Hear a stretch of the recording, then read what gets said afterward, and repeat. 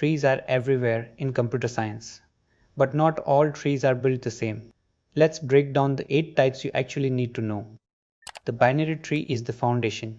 Every node has at most 2 children, a left and a right. No constraints on ordering or balance, just 2 children max. Add ordering to a binary tree and you get a binary search tree. Every value in the left subtree is smaller. Every value in the right is larger. That gives you O log n search. A ternary tree allows up to 3 children, left, middle and right. It is used in string searching algorithms like ternary search trees, 3 paths instead of 2.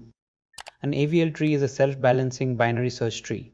After every insertion or deletion, it checks the balance factor of each node. If the height difference exceeds 1, it rotates. O log n guaranteed. A red-black tree is another self-balancing BST. Every node is colored red or black.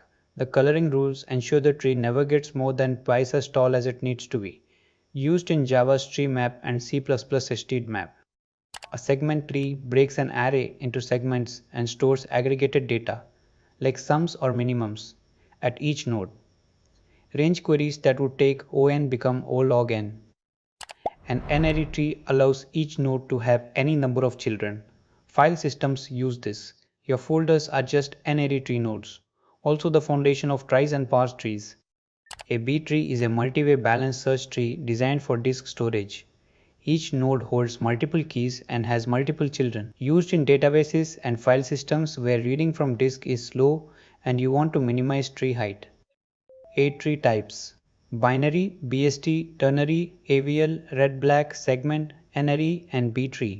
Each solves a different problem. Subscribe for more.